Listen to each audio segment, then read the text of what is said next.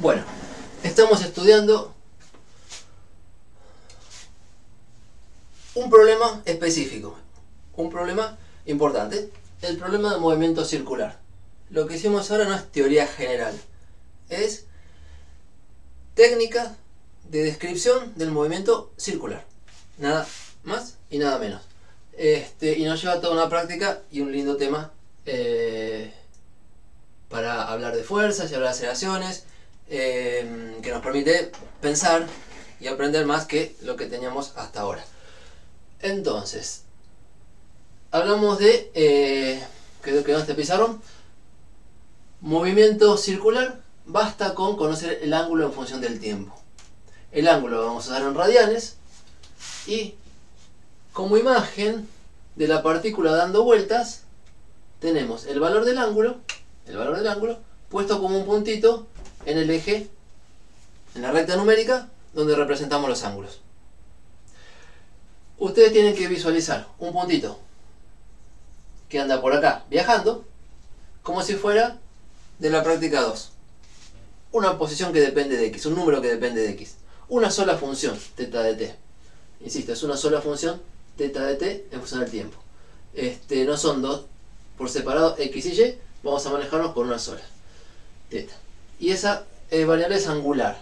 Entonces, puntito que veo acá, dibujo que me hago acá. Puntito que veo acá es un valor en radianes. Dibujo que me hago acá es el ángulo dibujado en radianes, que tienen que empezar a estar bastante prácticos. Así cuando veo el punto, veo el ángulo. Y si veo el punto moverse, veo la partícula girando. Si este punto se mueve hacia la derecha, veo la partícula girando en sentido positivo, antihorario. Si este punto se mueve hacia la izquierda, veo la partícula girando en sentido negativo, horario. Entonces, esto es tan práctico para hablar de esto, es un lenguaje. Esto es una construcción matemática y esta es la partícula de verdad, andando, la partícula con masa, con fuerza, con todo lo que vamos a hacer. Entonces, este lenguaje vale la pena llamarlo una posición angular. No todos los libros lo hacen, o usan la misma palabra, pero este eje es el de la posición angular. Entendida como que acá se miran ángulos y la realidad está dibujando el ángulo. Representación, realidad. La representación es una posición angular con un ángulo que depende del tiempo. Entonces, y otra cosa que no pasé en limpio es que uno puede hablar de vueltas. No solo de posición angular, sino de cuántas vueltas dimos. Entonces, de pronto yo saco una foto y veo la partícula acá. Y no sé si el ángulo en este eje angular. Con la foto yo no sé si el ángulo es este que dibuja acá, o este más 2pi, porque ya dio una vuelta, o este más 4pi, porque ya dio 2 vueltas y pico, o este menos 2pi, porque también se puede para atrás. Y cada vez que muevo 2pi para adelante o 2pi para atrás, di una vuelta entera y veo la partícula en el mismo lugar. Una vuelta entera veo la partícula en el mismo lugar. Entonces, hay distintos ángulos que corresponden a la misma foto. Distintos ángulos que corresponden a la misma foto. Un ángulo θ y un ángulo θ más 2pi son lo mismo, pero este registra una posición y este registra una posición con una vuelta más. Y nos interesa el conteo de vueltas. Por supuesto que nos interesa en el momento angular el conteo de vueltas.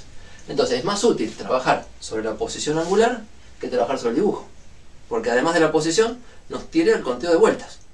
Entonces son la misma posición angular, distinto número de vueltas. Lo dije y no lo anoto. Lo que se dice es que estos dos ángulos indican la misma posición. Si no me fijo en las vueltas, indican la misma posición angular. Perdón, la misma posición real. La misma posición real, o por decirlo de alguna manera, en el plano XY. Donde vamos a hacer el movimiento bidimensional. Entonces se dice que son congruentes. Si indican la misma posición, si llevan al mismo dibujo, si llevan la misma foto, son congruentes. Y se anota que el ángulo θ es congruente, dos rayitas y un moñito, con el ángulo θ más 2pi. Pero también es congruente con el ángulo θ más 4pi. porque si di 2 vueltas, volví al mismo lugar. O más 6pi, porque si di 3 vueltas, volví al mismo lugar. O menos 2pi, o menos 4pi. Y eso es lo que se suele anotar, es muy común anotarlo. Y lo digo despacito, porque a veces veo como que cuesta leerlo o usarlo. Que teta es congruente con teta más 2kpi, donde el número k, donde k es un número entero. K perteneciente a z, k es un número entero. Se suele decir 2kpi, yo preferiría decir k por 2pi, porque es un número k de vueltas que están cargadas sobre la historia de la partícula, pero que al final terminan en la misma posición en el plano xy. Entonces, el movimiento, a diferencia del movimiento rectilíneo, que si avanzo siempre voy a otro lugar, en este caso puedo avanzar y caer en el mismo lugar. Y eso es una de las gracias interesantes del movimiento circular. Puedo avanzar en ángulo y llegar al mismo lugar de donde había partido. Una vuelta entera. La noción de vuelta, que lo usamos intuitivamente, está contada acá. Bien, entonces, ¿qué hay que preguntarse de esto? ¿Cómo se trabaja? Bueno, con funciones θ de t. Si uno conoce, digamos dada la función posición angular en función del tiempo, conoce el movimiento. Si te dicen la función esta es tal, vos conoces el movimiento. ¿Por qué? Porque te vas a una, vamos a notar, dado θ de t, se conoce el movimiento. Y es lo mismo que les dije cuando teníamos r de t. Se conoce todo el movimiento, toda la historia. Está en la función contenido toda la información. Ustedes ya lo deben haber trabajado con x de t en la práctica 2 y con el par x de t y y de t, que es el vector r de t en la práctica 3. Y ahora es la misma idea, pero θ de t tiene todo el movimiento. Quiere decir que ustedes pueden hacer una tabla de valores y de distintos valores darle distintas posiciones e ir calculando en cada momento dónde está. O lo ponemos en GeoGebra y lo graficamos como una animación, porque en cada momento puedo decir cuánto está, dibujarlo, y si muevo el tiempo veo moverse el objeto. Está toda la historia. Ahora, características de este movimiento quedan caracterizadas, recogidas, en cómo varía θ con el tiempo. Y eso es la velocidad angular. Entonces, definimos.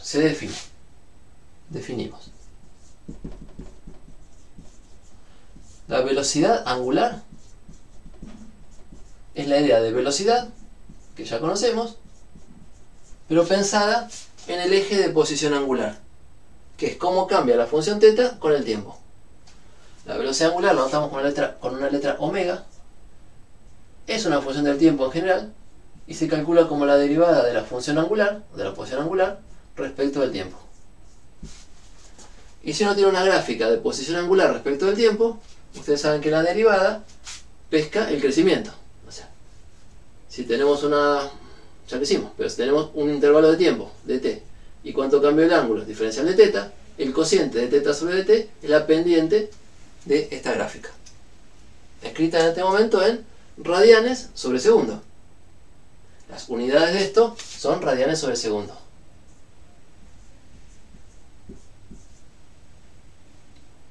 ¿Sí?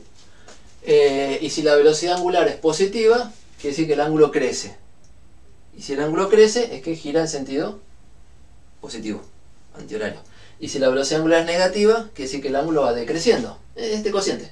A un tiempo le corresponde un ángulo positivo, un recorrido positivo o un recorrido negativo. Bueno, si es positivo, para acá; si es negativo, para acá.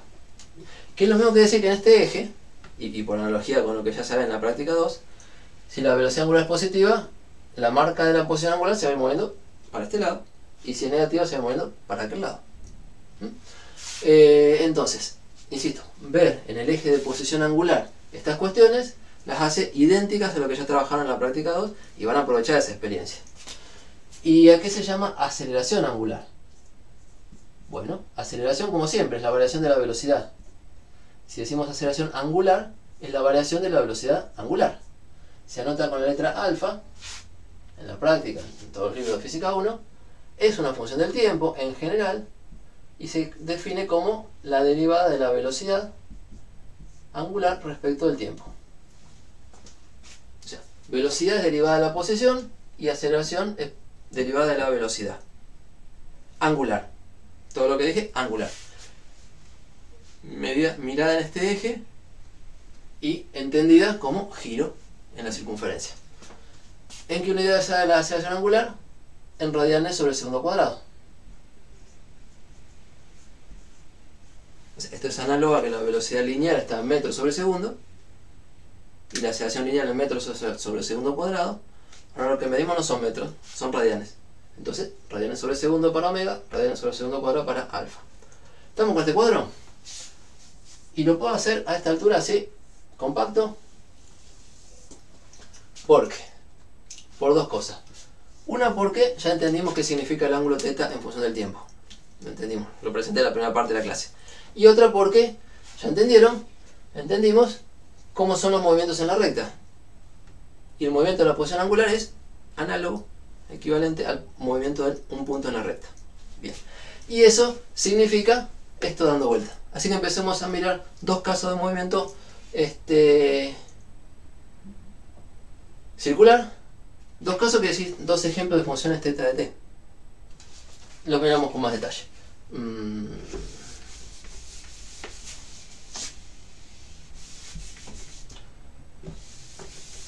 Fijar por acá.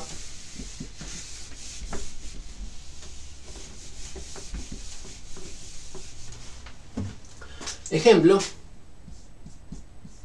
No un ejemplo de aplicación, sino un ejemplo de movimiento, o sea, un tipo de movimiento circular. Es el movimiento circular uniforme. Voy a anotar MCU, como se suele hacer, es el movimiento circular uniforme. ¿Cómo lo describo? Diciendo cómo es la función θ de t. Y la función θ de t es θ0, ángulo inicial, más velocidad angular por t menos t0, con omega, un dato constante. Entonces, si calculamos, bueno, ¿cómo es la gráfica de esta función? Lineal. Θ en función del tiempo es lineal. A un tiempo t0 le corresponde un valor θ0, ¿no? Si pongo t igual a t0, esto se me va y el ángulo es θ0.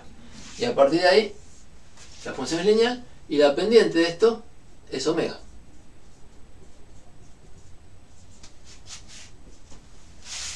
Como cociente de la recta.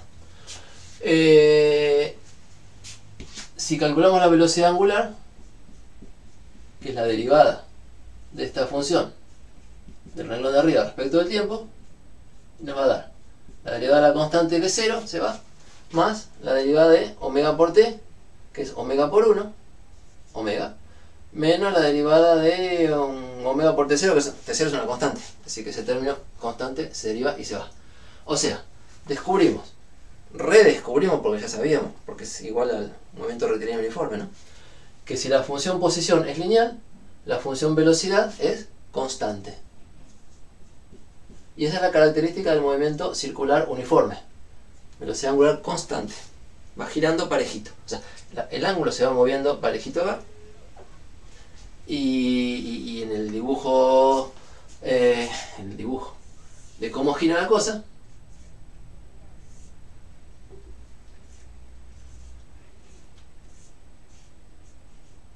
este ángulo se va barriendo parejito. Quiere decir, mismo barrido en misma unidad de tiempo.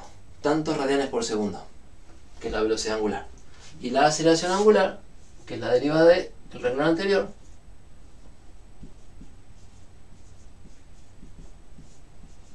es la derivada de una constante y da 0. ¿Están de acuerdo en que es totalmente análogo, paralelo a x lineal? O sea, x igual a x0 más b0 por t menos t0, b por t menos t0, b de t igual a b y aceleración a igual a 0. ¿Registran que es igualito? Para que no me abandonaron hace un rato con los comentarios. ¿Sí? Bien. Entonces, lo que hay que hacer es imaginarse todo lo que ustedes sabían en gráficas, en funciones. Ahora, bueno, y verlo sobre esta recta igual que antes, traducirlo a que este angulito θ en función del tiempo es un dibujo de la partícula girando. Bien. Por otro lado,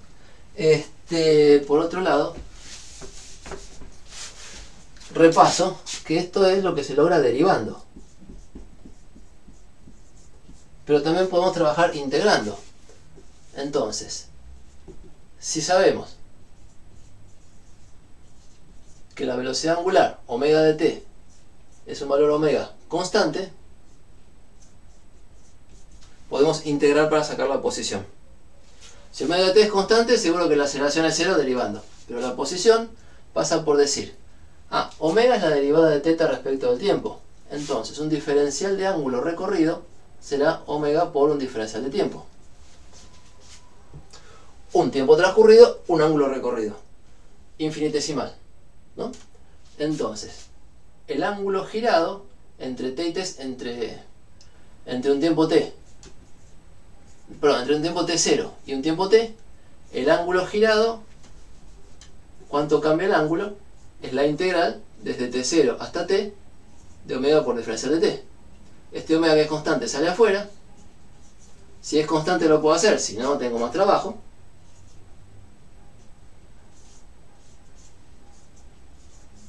Y esta acumulación de tiempitos chicos es el tiempo transcurrido, el delta t. O si quieren la primitiva, haciéndolo con Barrow, la primitiva de 1 es t, y Barrow le dice esto da t menos t0. Entonces, el ángulo θ al tiempo t menos el ángulo θ al tiempo t0, que es delta θ, resulta ser igual a omega por t menos t0. Y este camino es integrando. O sea que sabemos, termino rápido, que si la función posición es así, la velocidad es constante.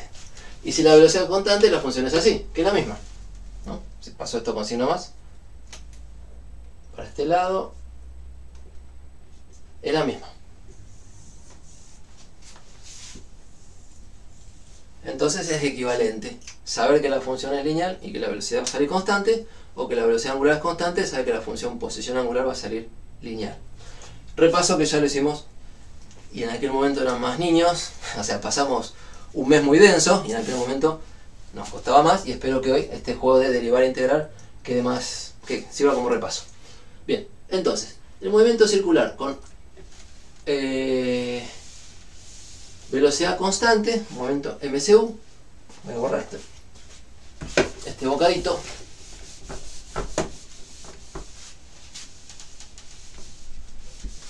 Vamos a dejar en limpio que omega de t es un valor fijo y que alfa es 0. Dice que lo escribí recién, ya que estaba escrito, pero si no lo hacen de vuelta. Dice que el ángulo recorrido es la velocidad por el tiempo transcurrido. O sea, se puede hacer de muchas maneras. Una forma es integrando como recién, y otra cosa es llevar esto a un tiempo t1 a un tiempo t2 y restarlos, y cuando los restos se va esto y queda omega por t1 menos t0. Perdón. Va de vuelta.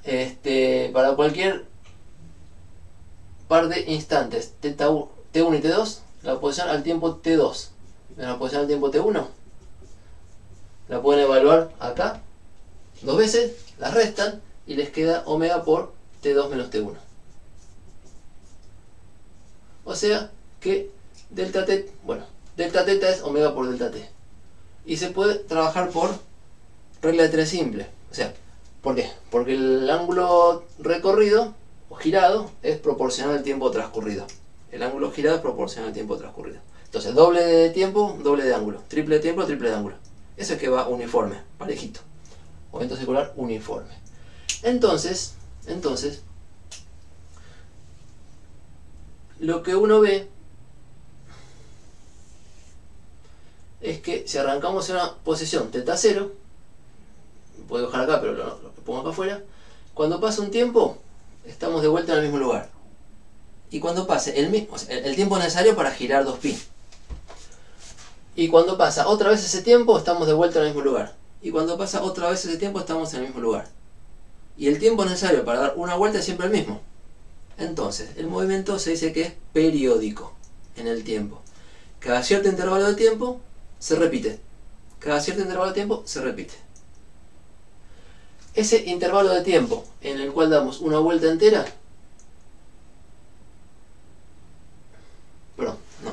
no estuvo bien dicho. Entonces, vamos a anotar primero. El movimiento circular uniforme es periódico. ¿Cuándo se dice que un movimiento es periódico? Cuando se repite a sí mismo en un cierto lapso de tiempo fijo. El mismo tiempo, el mismo tiempo, el mismo tiempo. Eso no pasa en cualquier movimiento circular. Pasa solamente en el movimiento circular uniforme. Entonces, ahora digo, en el movimiento circular uniforme, dado que es periódico, se llama periodo al tiempo que tarda en repetirse. Se llama T mayúscula y se anota como periodo. Se llama periodo. Lo vamos a anotar con otra T mayúscula y se define como tiempo necesario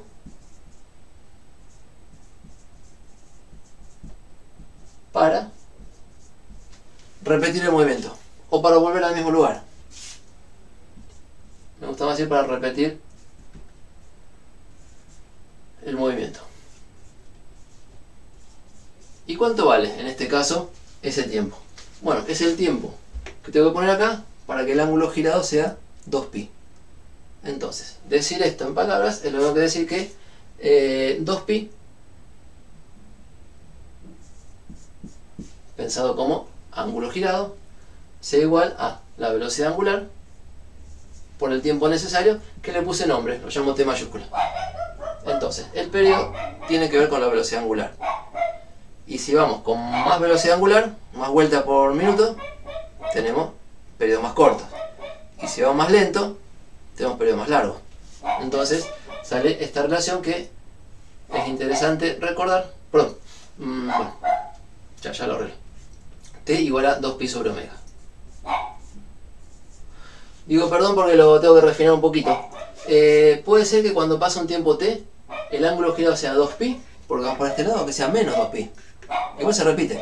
Sea que gire para un lado, sea que se repite para otro, se repite. Entonces, el 2pi tiene que aparecer como el módulo del ángulo girado. Y eso es el módulo de omega por delta t. Vamos a arreglarlo acá. Entonces hay que poner módulo. O sea, si omega es positivo o omega es negativo, lo que uno tiene que hacer es calcular el periodo poniendo módulo. Perdón.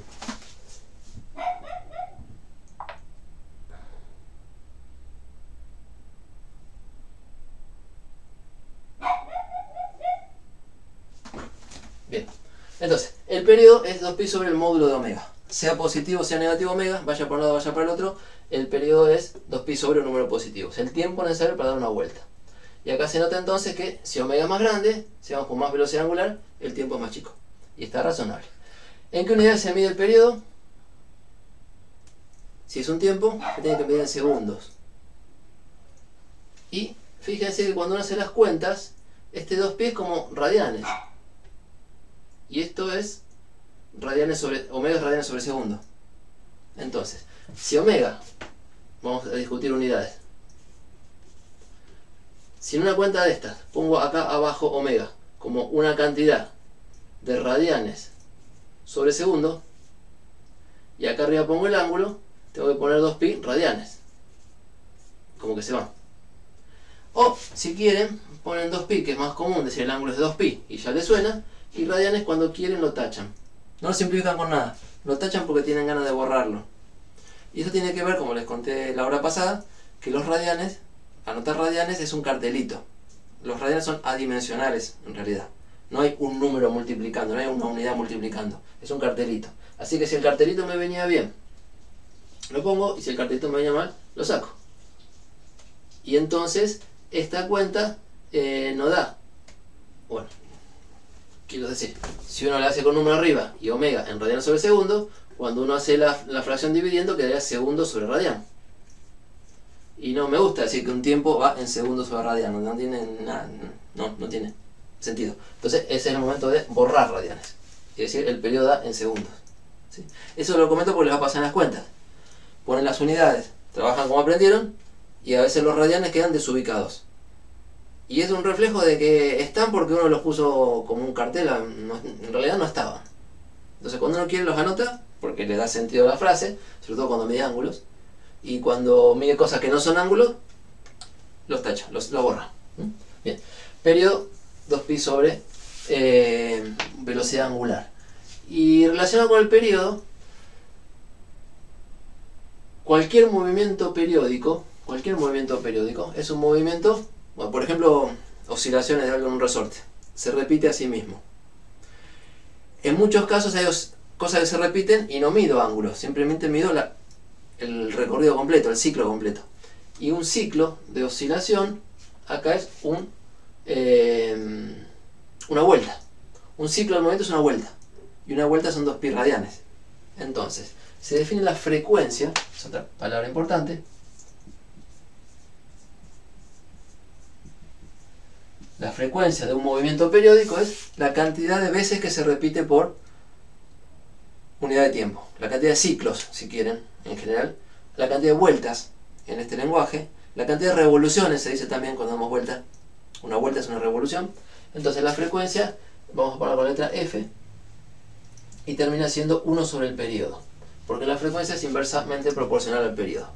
Hay cuentas para hacer por regla 3 simple, pero ya no quiero, ¿qué quiero decir? ¿De dónde sale esto? Vamos a hacer una cuentita. Perdón, ¿cómo Sí. era que dijiste la frecuencia? Es El concepto de frecuencia. 1 sobre el periodo. Como fórmula va a salir. Ahora vamos a repasar el concepto. ¿Qué es la frecuencia? Es la cantidad de ciclos por segundo. Vamos a hacer un recuadrito que si vale la pena, porque me estaba apurando. ¿Cuál es la idea de frecuencia? ¿Cuándo se habla de frecuencia? Cuando tenemos un movimiento periódico. La frecuencia de algo periódico. Vueltas, oscilaciones, subidas y bajadas, lo que sea. Es muy general el concepto. Por eso es importante.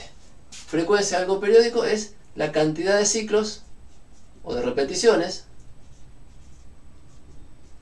Un ciclo es una repetición de lo periódico por unidad de tiempo.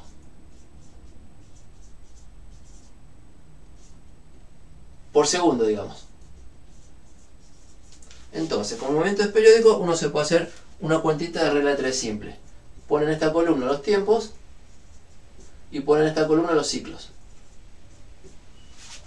Y uno sabe, porque definió periodo recién, que a un tiempo de un periodo le corresponde un ciclo. ¿Sí? A un tiempo U, pongo U por unidad de tiempo, puede ser segundo, puede ser hora, puede ser minuto. Pongo U por unidad de tiempo, le corresponden N ciclos. ¿Y este N cómo se calcula? Este por este sobre este. ¿No? Regla simple. Este N es U por 1 sobre T. Cantidad de ciclos en un segundo es segundo dividido cuánto vale un periodo. O sea, si el periodo es de 2 segundos, un segundo dividido 2 segundos te da un medio, que es medio ciclo por segundo. Porque si tardas 2 para hacer un ciclo, haces medio ciclo por segundo. Piénsenlo en términos sencillos. Y la frecuencia se define como el número de ciclos por unidad de tiempo dividido. Entonces, el número de ciclos sobre unidad de tiempo da exactamente 1 sobre t, que es la fórmula que hay que acordarse. La frecuencia se calcula como 1 sobre el periodo e indica la cantidad de ciclos por unidad de tiempo en que escribas el periodo. Bien. Gracias por la pregunta porque me estaba apurando. Entonces, el periodo es el tiempo necesario para repetir. Y la frecuencia es la cantidad de veces que se repite por segundo. Y entonces, las fórmulas que importan para recordar son que t es 2pi sobre la velocidad angular y que la frecuencia, tienen que decir bien qué es, pero al momento de calcularla es 1 sobre t. ¿Y en qué unidad sale la frecuencia? Como cada magnitud nueva que introducimos, ¿en qué unidad sale la frecuencia? Las unidades de frecuencia son de 1, porque arriba tengo 1. ¿Un qué? Un ciclo. Una vuelta, una revolución, un recorrido, un ida y vuelta de una hamaca que oscila, de un péndulo. Un ciclo. Dividido la unidad de tiempo, que sería segundos para nosotros en el sistema internacional. Y 1 sobre segundo se llama un hertz. H mayúscula, Z minúscula, hertz, el número al que logró crear, o sea, controlar y descubrir las primeras ondas electromagnéticas, 1890 más o menos. Hertz es lo que se escucha de la frecuencia de las sintonías de radio, megahertz, kilohertz, son múltiplos de hertz. Y un hertz es un ciclo por segundo. Una frecuencia de un hertz es la de algo que se hace una vez por segundo. Tac, tac, tac. Más o menos así. Bien. Una frecuencia alta es algo que oscila muchas veces en el mismo segundo. Y una frecuencia baja es algo que ni llega en un segundo a dar una vuelta, o sea, una menor que uno. Porque te lleva más de un segundo a dar una vuelta, o dar un ciclo. Entonces, estas ideas que son generales de movimientos periódicos se aplican al movimiento circular uniforme porque es periódico. No son propias del circular uniforme, son propias de todo lo que sea repetitivo en el tiempo. Entonces se habla de periodo, se habla de frecuencia en muchos temas. Vale la pena tener esto como el primer ejemplo donde hablaron de periodo y de frecuencia, haciendo las cuentas. Bueno, hasta ahí vamos entonces con el movimiento circular uniforme, con su propiedad de ser periódico y sus características. ¿Qué otros movimientos circulares tenemos? Bueno, funciones θ de t, las que quieran. Pero otro ejemplo tipo,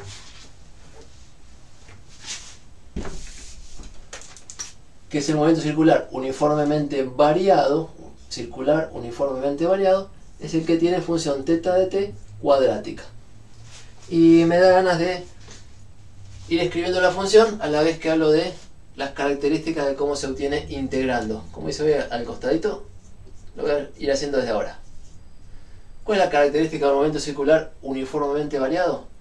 Que hay aceleración angular, en general dependería del tiempo, pero en este caso es constante. Y distinta de cero. Entonces, si alfa es constante, uno sabe, déjeme recorrer este camino de derivadas. La velocidad angular es la derivada del ángulo respecto del tiempo. Y la aceleración angular es la derivada de la velocidad angular respecto del tiempo. Así son las definiciones análogas a las que ya conocemos. Entonces, uno puede sacar de acá, que un diferencial de omega, o sea, un cambio en la velocidad angular, se calcula como alfa por diferencial de tiempo. En un tiempo infinitesimal, el cambio de velocidad angular es proporcional al tiempo transcurrido. Y de acá, integrando entre t0 y t, integrando, saco la constante afuera, porque alfa es constante, si no, no podría. Sacamos que omega de t menos omega de t0 es igual a alfa por t menos t0. Integral que ya hacemos varias veces. Quiero en la práctica decir, ¿para qué me sirve? Si alfa es constante,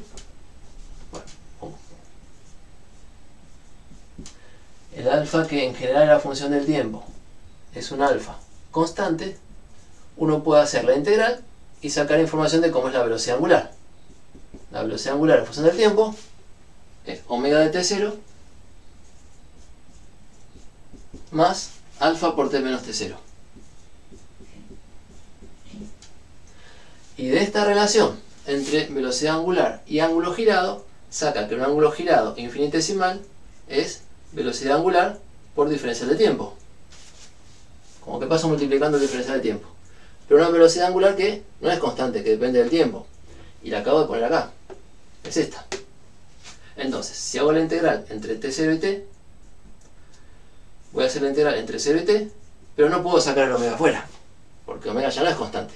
Bueno, tengo que escribir esto, repasar las tablas de integrales, hacer la integral de 1, hacer la integral de t, sacar las constantes de afuera, y ¿qué encuentro? Les va a sonar de memoria. Si no tienen así ya incorporado cómo hacerlo como integrales, de memoria les va a pasar lo mismo que les pasó con el movimiento rectilíneo uniformemente variado. Les va a dar θ de t0, perdón, voy a mirar, omega de t0, que es la velocidad inicial, por t menos t0, más un medio por integrar t, que era t cuadrado sobre 2, la aceleración angular por t menos t0 al cuadrado. Entonces, integrando, uno saca de la aceleración la velocidad, angular estoy diciendo, y de la velocidad el ángulo, que lo copio acá como θ de t0 más velocidad omega de t0 por t menos t0 más un medio de aceleración angular por t menos t0 al cuadrado. Y aceleración angular no digo que dependa de t porque ya sabemos que es constante en el caso que estamos haciendo. Bueno, θ de t0 o θ0 es la posición inicial. Omega de t0, o lo anotamos omega 0, es la velocidad angular inicial. Y alfa la aceleración. Entonces, de vuelta repaso. Aceleración constante significa esta función para la velocidad angular y esta función para la velocidad, para el ángulo. No son solo ejemplos inventados, son la solución, la consecuencia de saber que la aceleración angular es constante. Bien. ¿Y cómo se imaginan este movimiento? Bueno, siempre es un movimiento circular. La partícula está en algún lugar, insisto, con masa m, porque vamos a hacer la fuerza, vamos a ver toda la dinámica, y con un ángulo. Entonces el movimiento es este. Pero prefiero trabajar un ratito en el eje de posición angular.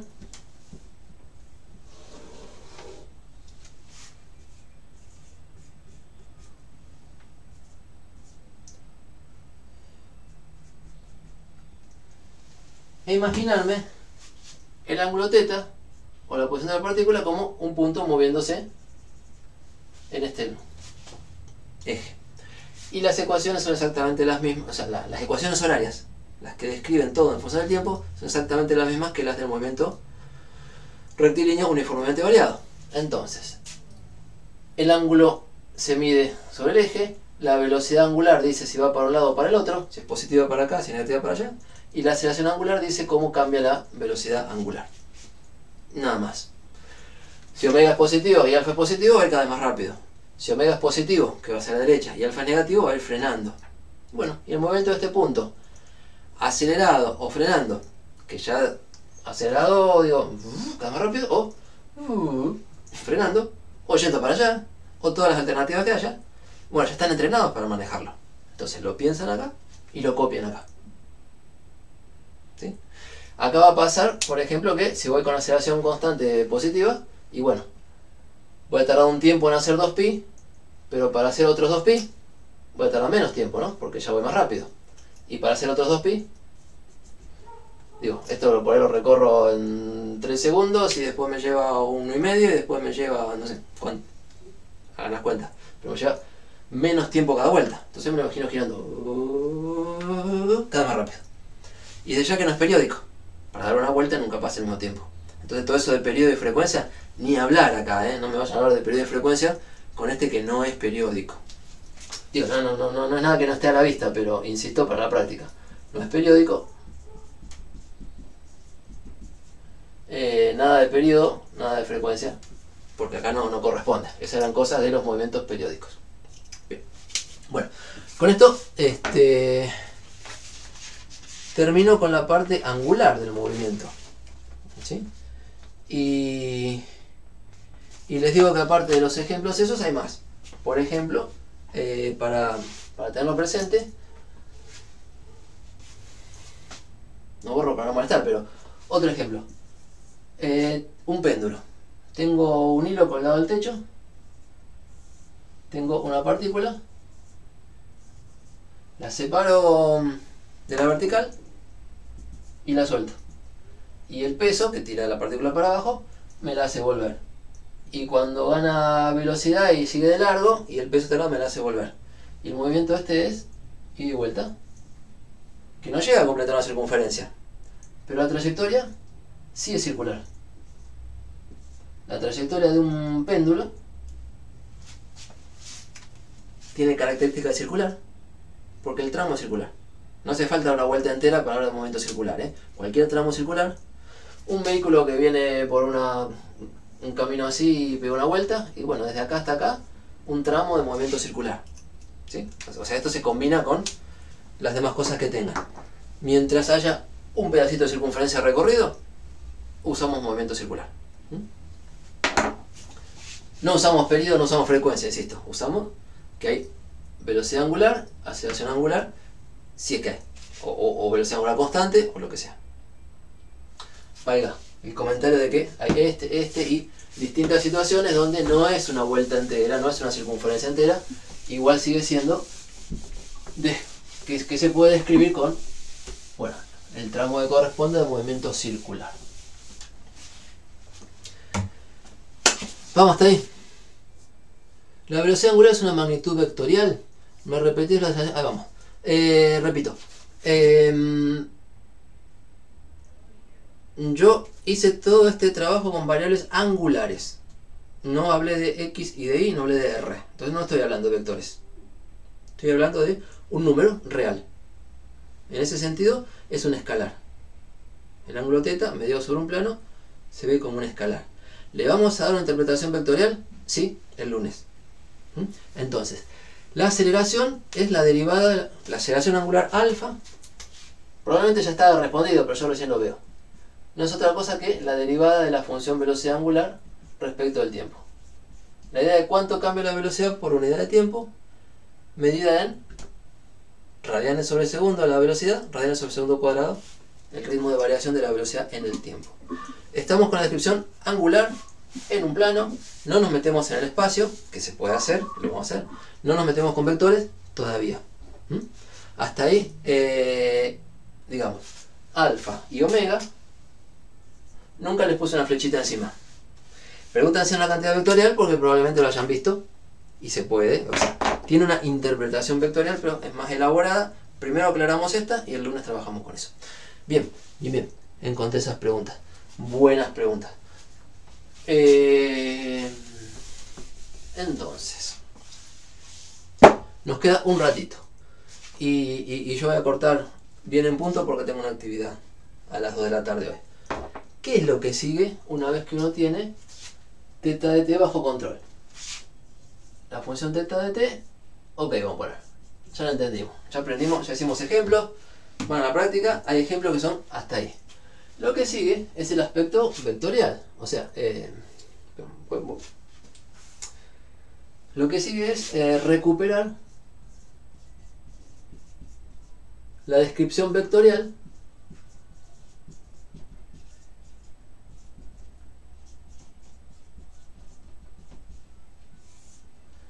¿de qué?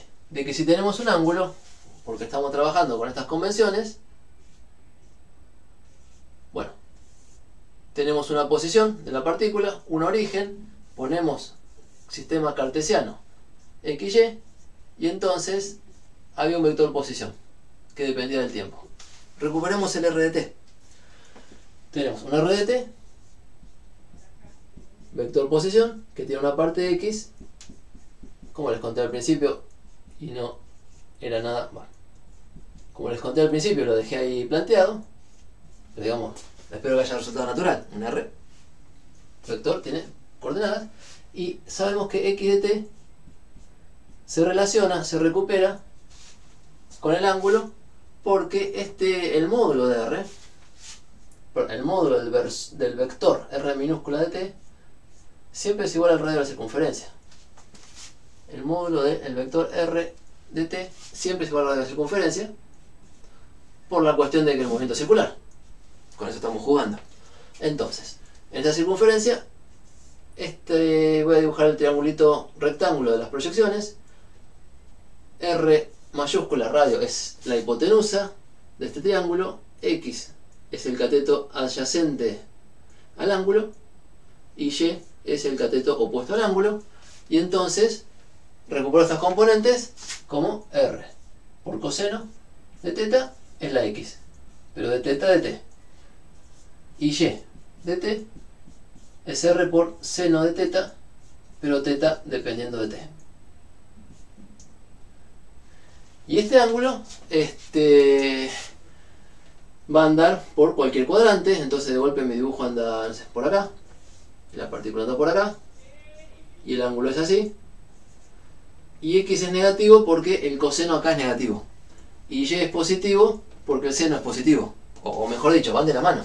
El signo de X y de Y van al signo de la mano del signo de seno y coseno en los 4 cuadrantes. Entonces, al ladito de esto me gustaría dibujar en los 4 cuadrantes y ustedes se encargan de repasar o aclararse los signos, que son los signos que se ven en el dibujo. Si medimos el ángulo poniendo 0 acá y lo medimos positivo para aquel lado, como la convención trigonométrica, seno y coseno positivos acá, seno positivo y coseno negativo, los dos negativos, y acá coseno positivo y seno negativo.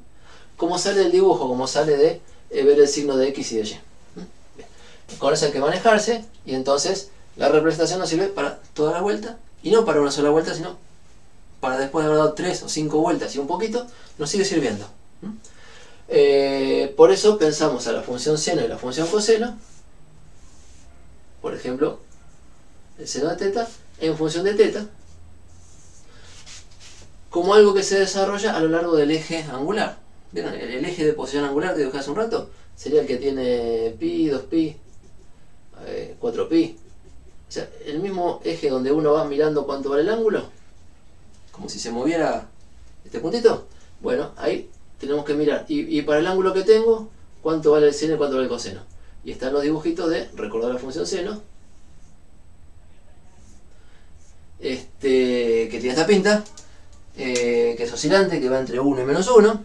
Y recordar la función coseno, que tiene esta pinta,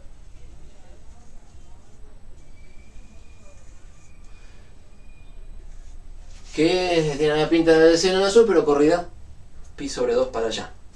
Entonces, acá es el momento de la materia donde la trigonometría y algunas identidades trigonométricas que estaban en la práctica 1, vamos a usarlas. Aquello era un precalentamiento para usarlas cuando llegara el momento. Y por acá llega un poco el momento. Creo que por este dibujo me estaba preguntando hoy alguien. Juan Manuel. Y este es el gráfico de función seno y coseno, donde hay que pensar lo del movimiento, lo de la partícula dando vueltas, leyendo el ángulo y trayendo el ángulo acá. Y como la partícula se mueve, es como que el ángulo, con el tiempo, lo voy mirando en distintos lugares.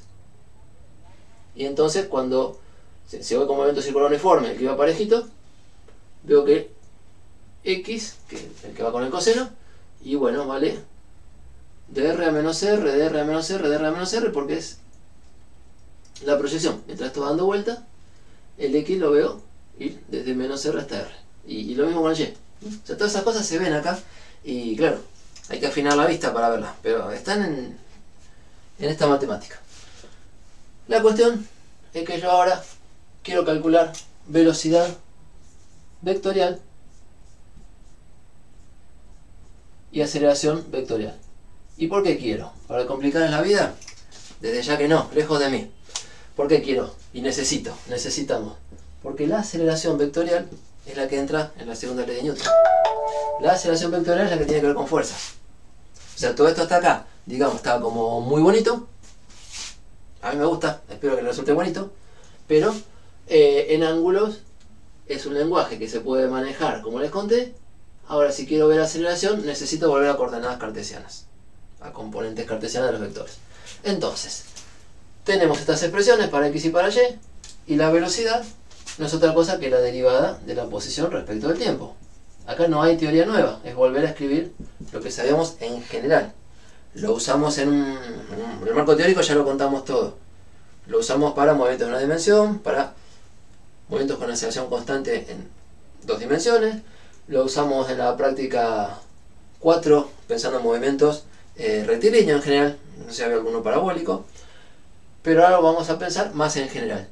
Y en la práctica 5 lo vamos a pensar en casos de movimiento circular. Entonces esta cuenta hay que hacerla, y la aceleración, que es la derivada segunda de r respecto del tiempo 2 veces, bueno, lo escribí así, pero también es la derivada de la velocidad que calculamos allá arriba respecto del tiempo, se hacen derivando estas expresiones. Entonces, en el caso MCU, pueden poner teta de t igual a lo que corresponde. En el caso MCV, pueden poner teta de t igual a lo que corresponde. Y son como expresiones más concretas. Con letras, pero son concretas. Ahora, en un caso general de movimiento circular, como puede ser el del péndulo, una curva, cualquiera, bueno, vamos a hacer las cuentas con un teta de t cualquiera. Entonces vamos a derivar esto como función compuesta. Vamos a usar la derivada del coseno, vamos a usar la derivada del seno y la regla de la cadena el lunes, para generar la fórmula de velocidad y la fórmula de aceleración. Ahora, si quieren pensar un poco en eso, tarea para el fin de semana. Pero antes de hacer la cuenta técnica de cómo derivar, recuerden que sabemos cosas. ¿Qué pasa si el ángulo este es creciente? O sea, sabemos cosas porque hablamos de movimiento curvo en general. Entonces, si este ángulo es creciente, si esto va girando para aquel lado, si omega es así, digamos, o omega, no vector, omega angular, lo suelo dibujar con una flechita redondita, como que recorre ángulo, no es un vector. Entonces la partícula viaja para allá. Y si la partícula viaja para allá, la velocidad es para allá. Lo sé antes de hacer las cuentas, ¿de acuerdo? Porque la velocidad siempre es tangencial a la trayectoria. Y en una circunferencia, la dirección tangente a la trayectoria es justo la perpendicular al radio. Así que entre la velocidad y el vector de posición hay 90 grados. ¿Seguro? Y cuando yo haga la cuenta, más vale que me dé eso, porque si no me equivoqué. Eso ya lo sabía. Y la aceleración siempre tiene componente hacia adentro. Si la velocidad angular va creciendo, por ejemplo, y tangencialmente va cada vez más grande, el dibujo va a ser así. Entonces, el vector de aceleración, que está acá, más vale que tenga estas características. Sobre todo que tenga una componente hacia adentro, porque es la que se encarga de la curvatura. Y la vamos a llamar aceleración centrípeta, como les conté. Normal o centrípeta en estos temas. Entonces, más vale que esta cuenta nos dé la aceleración con una componente apuntando para adentro, porque así tiene que ser. Entonces, vamos a hacer la cuenta con cuidado, pero sobre todo vamos a interpretar qué nos da, que es este tipo de resultado. Bueno, nos vemos el lunes. Hoy me queda como un minuto para alguna pregunta. Corto la grabación y los saludo porque tengo otra actividad. Sí. Vale, hasta luego.